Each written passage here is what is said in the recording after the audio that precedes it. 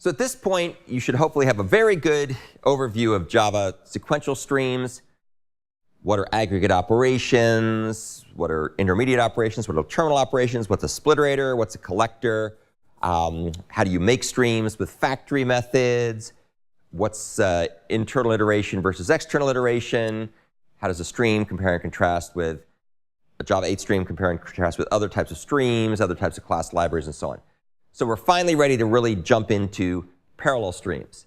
And what we're going to do first is I'm going to show you how these aggregate operations we've already talked about in the context of sequential streams can be applied in the context of the parallel streams framework, which is actually very, very simple in a lot of ways. So first, let's just kind of recap, what does it mean to go from sequential stream to parallel stream? So remember, a sequential stream was this pipeline of aggregate operations that process a sequence of elements, which we sometimes call values or data or maybe objects, although I don't really like the word object very much in this context. And we saw before, here's kind of a visualization of the streams. And the question we just talked about was, remember, it doesn't actually go left to right. It goes down from top to bottom. That's how it really works. But it looks conceptually like it's kind of from left to right. By the way, I should also point out, just for the sake of completeness, your question was a good one. I should have explained this earlier. The Unix pipeline streams we were talking about, remember where we talked about how you have pipes and filters? Those really do work kind of from left to right. So they generate all the data at any given stage, and then that gets buffered. And then the next stage, the next filter, processes all the data. So a Unix pipeline is different from a stream in how it is implemented, although the pattern is very similar. Okay, so if you recall, we have an aggregate operation that's applies a behavior to every element in the stream. So here we take our stream and we go ahead and do these various aggregate operations. Some of them are intermediate operations like map and filter. Some are operations like terminal operations like collect. Yes? Yeah. Yeah.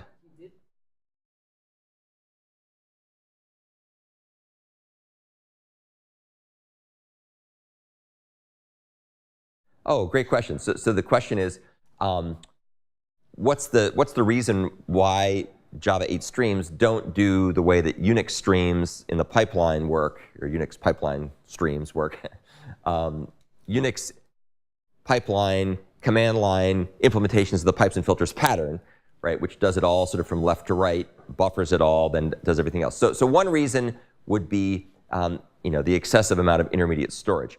Although you will see with Java 8 streams, depending on whether you use stateful or stateless aggregate operations or intermediate operations, there may actually be some buffering needed there too. So that's not really the reason for doing it. The real reason for doing it the way that Java 8 streams does it is because that way you only do the minimum amount of work if you have things like a short-circuiting operation like limit, for example, or find first or something. Because if you do it the other way, you'd have to process everything at each stage only to discover you only wanted the first one. So that's the real reason. It enables optimizations that will short-circuit the processing as quickly as would be the case had you written a regular loop. So that's the main reason that they do it that way. It also has to do with just the performance benefits of what's often termed, what is it called? It's basically this concept of processing things immediately rather than having to buffer them. Okay. So if you take a look here, we apply these behaviors to every element in the stream. By default, a stream executes sequentially, so its aggregate operations run all the behaviors in one thread of control. So everything is done in one thread. As I mentioned before, it pulls all the stuff down. What we're going to talk about now is switching from stream to parallel stream. And as you'll see, parallel stream will allow different chunks of the data source to run in parallel. So that's the main benefit that we get with a parallel stream versus a sequential stream. And why is that a win? Well, that's a win, obviously, because we're going to use the fork join pool under the hood in order to be able to do the processing on multiple cores on your hardware platform. So parallel streams make it really easy to be able to do multi-core programming. And if you think back to the introductory video I gave weeks ago when we started the class, one of the big drivers for Java 8 was to take advantage of all the parallelism that's become available in recent years that was not being programmed effectively by humans. So lots of silicon going to having lots of cores, but we weren't seeing the speed up in performance because people couldn't figure out how to program them in a way that kept the cores busy. So that's the wonderful part about the fork join framework, where you can have a clever way of you doing things like work stealing in order to keep the cores busy so they're doing as much work as they possibly can. And in some sense, as we'll see, parallel streams and the parallel streams framework in Java is just a functional programming facade over top of the fork join pool framework. So that's the motivation for all this stuff, is to make it easy to program parallel applications using the fork join pool as the execution engine, but using something much simpler as the programming abstraction. And you'll get a little feel for that with the assignment you're working on right now, because you have to do the work to do the fork join pool manually, and it's just a little tedious and error prone.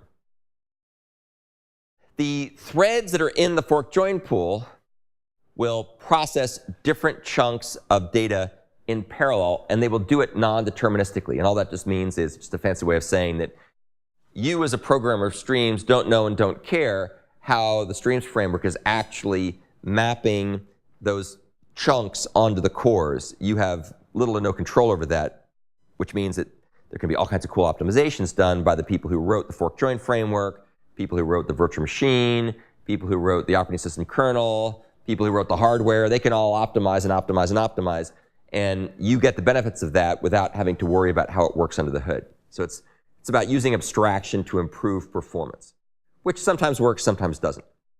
And we'll talk more about that.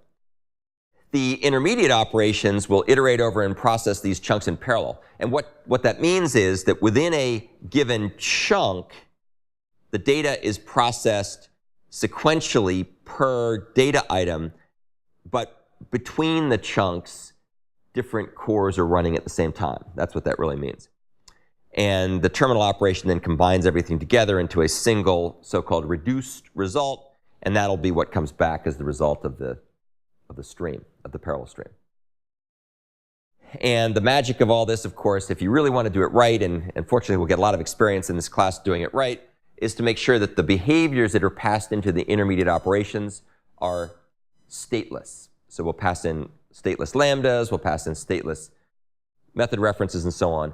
And that allows the speed-ups to take place in an embarrassingly parallel way without having to worry about coordinating shared mutable state, coordinating access and updates to shared mutable state, which is the bane of all existence when you're trying to do parallel computing, is shared mutable state. So we're not going to do that because we're going to use stateless behaviors. By the way, you may remember from maybe CS 101 at Vanderbilt, they talked at some point about higher order functions. And that's sort of a mysterious concept a lot of times. So this is just a great example of higher order functions. These intermediate operations like map and filter and so on are higher order functions that are given functions to do their work, right? The behaviors are functions essentially, and map and filter are these higher order functions that are going to control the processing of things using functions that are passed to them. That's just a fancy way of saying functions that call functions. Ideally, going from sequential streams to parallel streams is as simple as going from the .stream factory method to the .parallel stream factory method. And as you saw last time, it's possible to change between sequential and parallel in other ways as well, right? So if you call stream support.stream, you can pass a parameter in that says true or false to indicate whether you want this to run in parallel, the splitting to run in parallel. Likewise, you can also use the .parallel or .sequential method to control whether the stream runs in parallel or sequentially. So there's a couple other ways to do it, but this is the most common way to select between a parallel versus a sequential stream. And the good news is that's often all you have to do. You just say .parallel stream, boom, it'll run in parallel. Now, whether that's actually a win or not is a totally different issue. And we'll cover that when we get further along in this whole sequence of lessons, because I'll give you some tips on when to use parallel streams and when not to use parallel streams, because parallel streams don't always make sense to be used. The good news, though, is whether you use something that's sequential or something that's parallel, you can generally use exactly the same aggregate operations. So things like filter or map or flat map or whatever, collect, can be used independently if it's parallel or not. The performance will be different, but hopefully the semantics will be the same and the programming will be the same. And that's another win of using streams. So as an example, the search stream gang app that we looked at is a motivating example, motivating case study. That used map, filter, collect, and so on. And whether or not we use a stream that's sequential or a stream that's parallel, everything else stays exactly the same. And I'll show you that shortly. So what does this mean? Well, if you think back to our very early discussions in the class where I compared and contrasted concurrency versus parallelism. Right? So I talked about concurrency as essentially allowing work to run in the background and then coordinate with things in the foreground. And we talked about how that often deals with sharing of information. So you use synchronizers or message passing to communicate back and forth. So concurrency is really about those things. But I said parallelism is about optimization. And that's exactly what parallel streams do. They allow us to be able to treat parallelism as an optimization that will transparently leverage all the available cores. So that's the real benefit of all this stuff. You can speed things up tremendously without having to do a lot of extra work because we're optimizing the performance of the stream. Of course, very few things come completely for free. So at the very least, you have to understand a few of the constraints. And the most important one, as I just mentioned before, but I'll visualize it this time, is that you want to avoid accessing unsynchronized shared state. So unsynchronized shared state is the root of all evil, or shared mutable state is the root of all evil in parallel computing, which you can read about if you read this funny posting.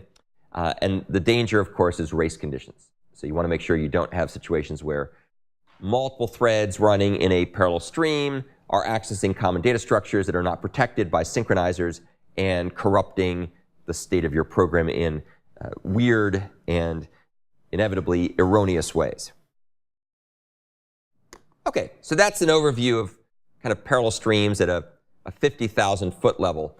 We'll get into the details here shortly.